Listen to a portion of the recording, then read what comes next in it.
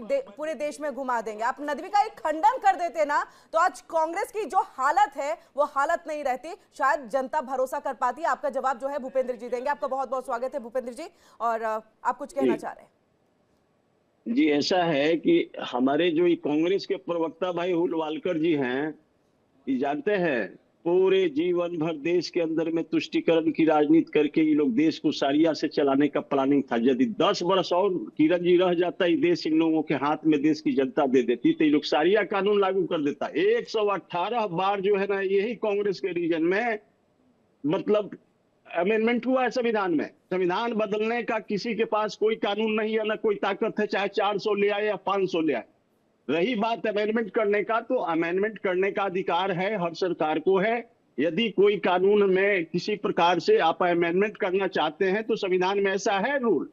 लेकिन उलवालकर जी जानते हैं, इनको पेट में दर्द हो रहा है कि मुस्लिम तुष्टीकरण की राजनीति करके ये तो 65 देश पर 55 साल शासन कर लिया। आइए मुल्ला मौलाना भाई लोग जानते हैं, भितरिया जो है ना पाकिस्तान से देश ही लोग चलाना चाहता है, उस बात को मानता है। ये लोग को जानते हैं, इन लोगों को यदि भाई धर्म के आधार पर जो है ना देश बढ़ चुका था, तो आप यदि देश में रह करके इस तरह की बात करते हो, यदि देश को संविधान से नहीं चलने की बात करते, शरिया से चलाने की बात करते हो, तो आप कृपया चले जाइए पाकिस्तान, चले जाइए बांग्लादेश, दरवाजा खुलवा देंगे हम लोग। जिनको लगे कि भाई यह देश में शरिया से हम जीना चाहते हैं, तो यह देश शरिया से नहीं चलेगी। यह 130 करोड़ सनातनियों का देश है और इस पर सिर्फ बाबा साहेब का संविधान से देश चलेगा। और जिनको नहीं मानना है संविधान, वो कृपया चले जाएं, बांग्लादेश का फाटक खुल जाएगा उनके लिए, और पाकिस्तान का भी फाटक खोल देंगे हम लोग।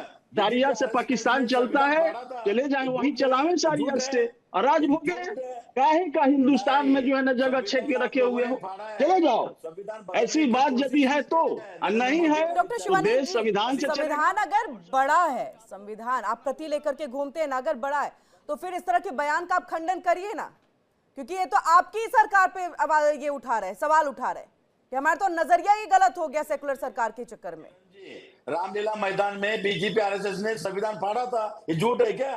आज भी बोल रहा हूं मैं, संविधान 400 पर अनंत जी के पार्टी है, कांग्रेस की पार्टी। किरण जी आप नहीं जानते हैं, इन लोग को सबको मनोबल बढ़ा दिया है।